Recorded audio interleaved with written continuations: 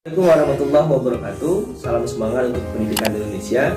Tetap semangat walaupun di tengah-tengah situasi virus COVID-19 atau virus corona yang menyebar luas di luar sana.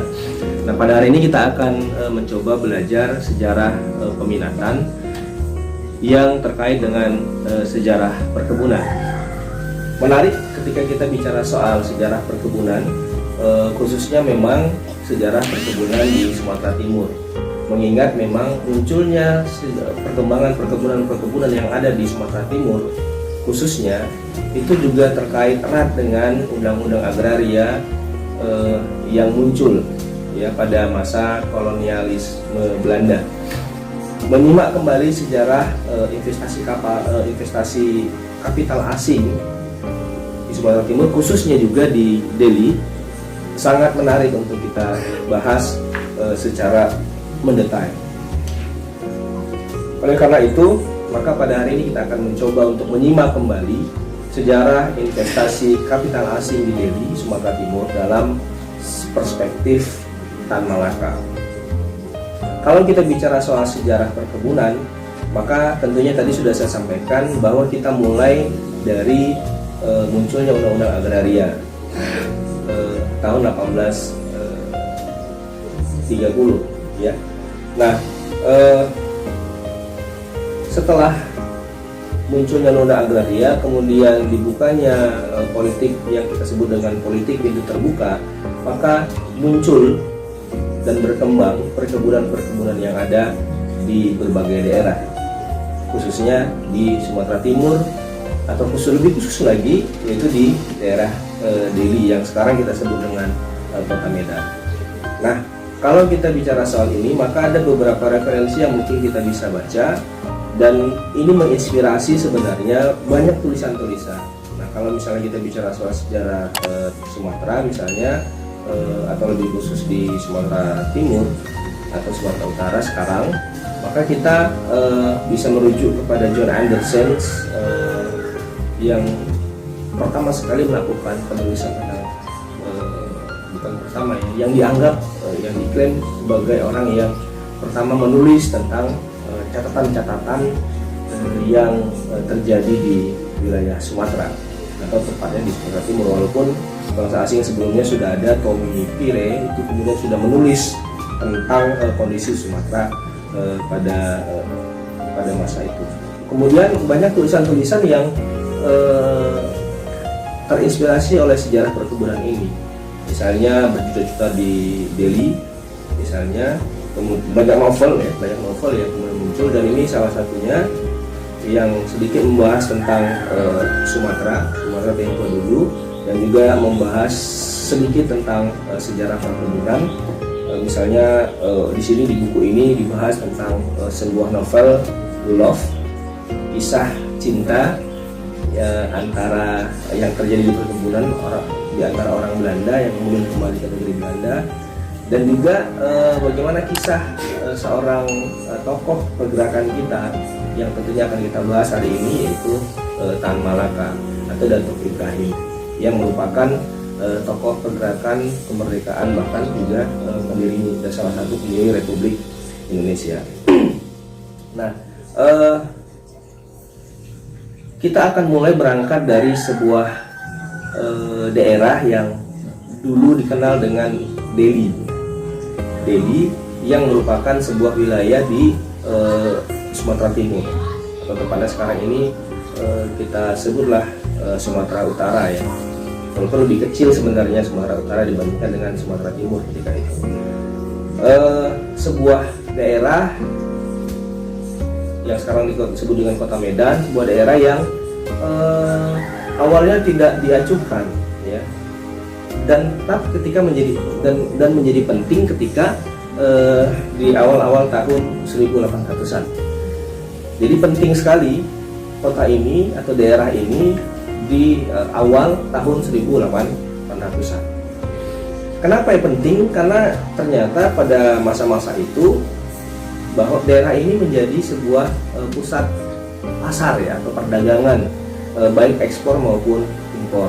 Kalau dalam bukunya Pelzer dikatakan bahwa daerah ini ternyata salah satu yang menjadi buah bibir ketika itu adalah lada, itu tepatnya di tahun 1800-an.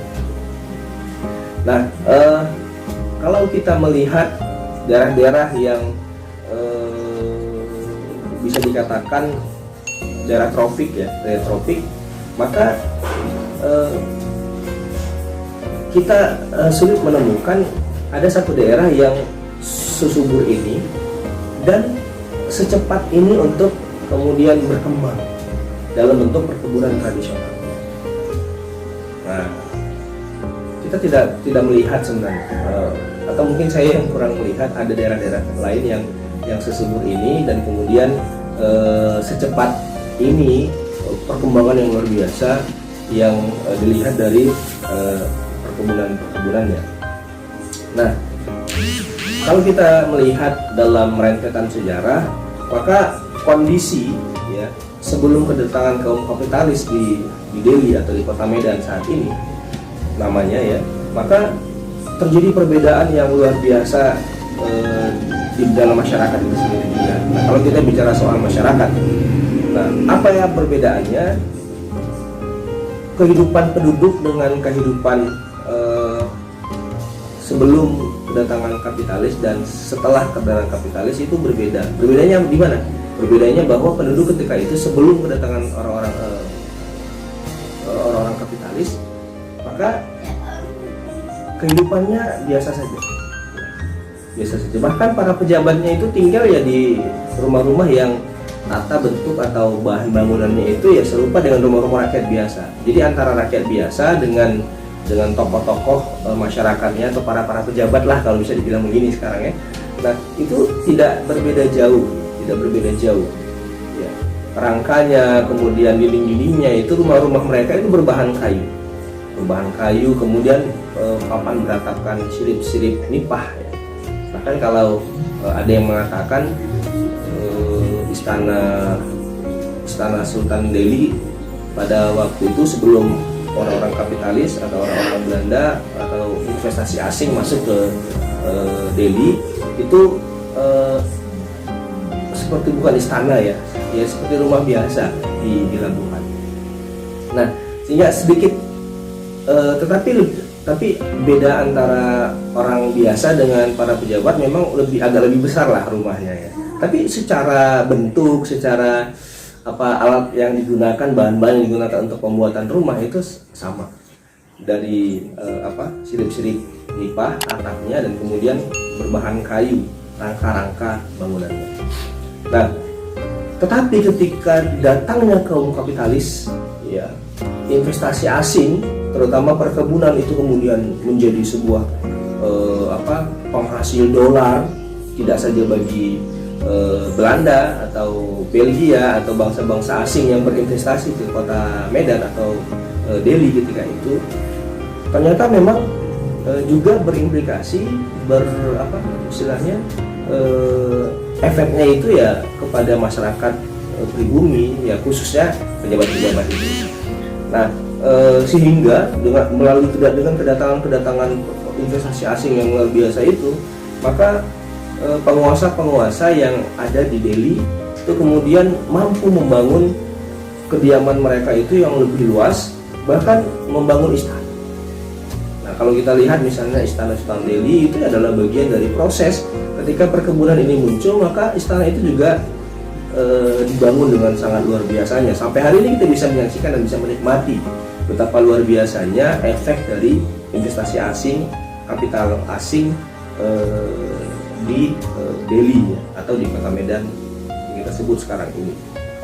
Nah, perkembangan itu semakin kemudian muncul ya ketika ada seorang Belanda yang namanya itu Jacob Nens itu datang ke Delhi, dikirim kemari ke kota Medan untuk apa? Untuk mengembangkan perkebunan. Dan ternyata perkebunan yang pas di Delhi ketika itu adalah tembakau. Ya. Jadi Jacobus Nens ya Jacobus Ninhus itu kemudian mencoba untuk mengembangkan sebuah perkebunan yang kita kenal saat ini adalah perkebunan tembakau atau tembakau Delhi melalui Delhi Maskapai yang dengan perkembangan yang sangat-sangat luar biasa. Ya, perkembangan yang sangat luar biasa, dan ternyata tanah di Delhi itu cocok sekali dengan perkebunan tembakau gulung, dan itu kemudian berkembang dan menjadi pusat nomor 1 di dunia tembakau, dan yang kemudian itu bisa digunakan dinikmati oleh orang-orang Eropa dengan cerutu tembakau Delhi itu luar biasa, nomor 1, the number 1 di dunia. Nah, dengan begitu maka konsesi tanah itu kemudian terjadi. Maka langkah awal yang kemudian dibuat oleh Jacobus Ninhus adalah melakukan kontrak dengan Sultan Delhi ketika itu untuk masa 20 tahun sampai kemudian bisa sampai 75 tahun ya kontrak menggunakan tanah itu.